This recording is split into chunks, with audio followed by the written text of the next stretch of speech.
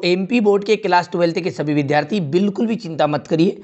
देखिए, जैसा कि आपको देखने में ही लग रहा है कि अर्थशास्त्र का यहाँ पर अर्धवार्षिक पेपर का पूरा सॉल्यूशन आपको बताया जाएगा। ठीक है, 80 नंबर के पेपर में से यदि आप चाहते हैं वास्तव में कि 75 नंबर से अधिक अंक प्राप्त हो, तो बिल्कुल इस पेपर को देखने के बाद आपको 75 नंबर से अधिक अंक प्राप्त होंगे। ठीक है, कोई आपको गलत जानकारी यहाँ पर नहीं दी जाएगी। चलिए, सबसे पहले प्रश्न को आपको यहाँ पर अच्छे से समझना है। प्राथमिक क्षेत्र के बाहर है तो होटल, राष्ट्रीय संपत्ति का अंग नहीं है स्थिर पूंजी, अल्पकालीन उत्पादन फलन है उपयुक्त दोनों, किन्स के अनुसार राष्ट्रीय आय तथा कुल व्यय में संबंध के मध्य संबंध होता तो फलनात्मक, स्थिर लागत है और श्रम को स्थिर लागत कहा जाता है। भारत का भुगतान संतुलन है प्रतिकूल। इसके बाद देखिए क्वेश्चन नंबर 7 है, व्यष्टि अर्थशास्त्र के अंतर्गत निम्न में से किसका अध्ययन किया जाता है। ठीक है, तो व्यक्तिगत इकाई का अध्ययन किया जाता है। क्वेश्चन नंबर 2 में रिक्त स्थान दिए गए, 6 रिक्त स्थान आएंगे।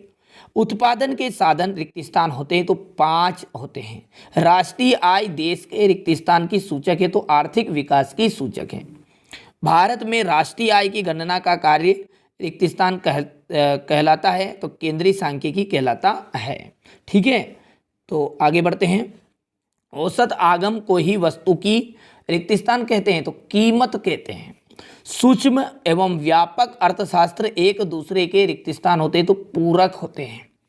प्रगतिशील करारोपण का सिद्धांत रिक्त स्थान नियम पर आधारित है तो उपयोगिता ह्रास नियम पर। ठीक है भैया, सही जोड़ी का मिलान करेंगे। उपभोग फलन, उपभोग फलन का आपका बिल्कुल एकदम राइट, यहाँ पर C = FY आ जाएगा। कीमत तल का दूसरा मिलान आप कर दीजिएगा न्यूनतम मजदूरी विधान। Lord Keynes the general theory of employment. बैंकों का नियमन होता है तो बैंकिंग अधिनियम 1949। जीडीपी का पूरा नाम, जीडीपी का पूरा नाम है सकल घरेलू उत्पाद। शुद्ध राष्ट्रीय उत्पाद है तो ये यहाँ पर देखिए छठा का आपका जाएगा सकल राष्ट्रीय उत्पाद यानी कि मूल्य ह्रास। ठीक है भैया, तो ये थी आपकी जोड़ी। आगे बढ़ते हैं। क्वेश्चन नंबर 4 में आप यदि देखेंगे तो एक वाक्य में उत्तर आपको देखने को मिलेगा। ठीक है, चलिए एक वाक्य के उत्तर को भी समझ लेते हैं अच्छे से। देखिए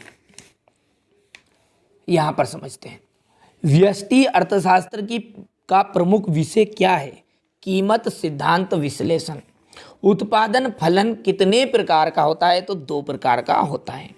राष्ट्रीय व आर्थिक कल्याण में कैसा संबंध होता है तो प्रत्यक्ष संबंध होता है। भारत में किस बैंक को नोट निमर्गन, ठीक है, का अधिकार दिया गया, यानी कि नोटों को फिर से बनाने का अधिकार किसको दिया गया, रिजर्व बैंक ऑफ इंडिया को।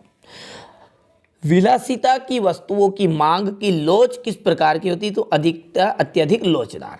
व्यापार संतुलन किसका अंग माना जाता है तो भुगतान का।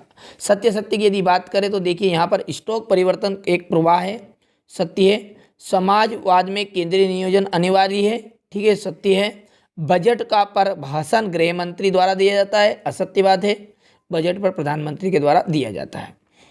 और जनसंख्या वृद्धि का प्रति व्यक्ति आय पर कोई प्रभाव नहीं पड़ता, असत्य है। उपयोगिता को मुद्रा में नहीं मापा जा सकता, बिल्कुल असत्य है। शिक्षा का व्यय विकासात्मक व्यय है, उपयोगिता व्यक्तिगत होती है, सत्य एकदम राइट है। व्यष्टि, देखिए ध्यान से समझिए, व्यष्टि अर्थशास्त्र की कोई एक परिभाषा आपको देनी है।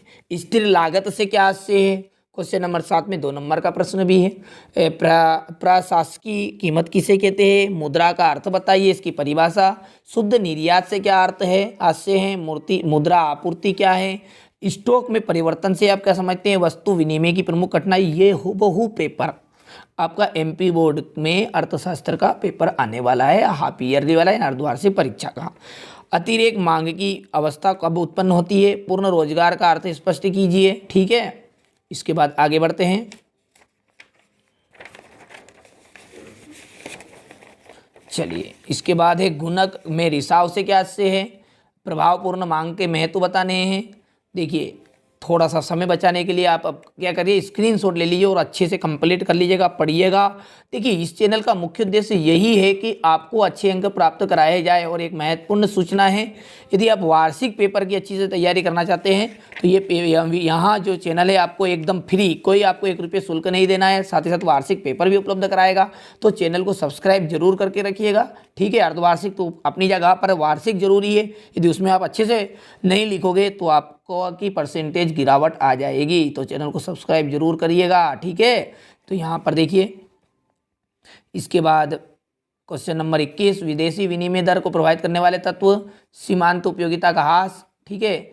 यहाँ पर क्वेश्चन नंबर 22, सबसे अंतिम क्वेश्चन नंबर 23 कि भारत सरकार की आय की गैर करमंदे बताइए और बजट के प्रकारों का वर्णन कीजिए, ठीक है। तो ये था आपका क्लास 12th का, देखिए एमपी बोर्ड का अर्थशास्त्र का पेपर था ये, ठीक है। यदि आप वास्तव में चाहते हैं कि नंबर अच्छे प्राप्त हो तो चैनल को अभी तक आपने सब्सक्राइब नहीं किया तो सब्सक्राइब जरूर करिएगा। दूसरे पेपर भी देखने के लिए नोटिफिकेशन ऑन जरूर करके रखिएगा, जिसे डले आपको तुरंत नोटिफिकेशन के द्वारा मिल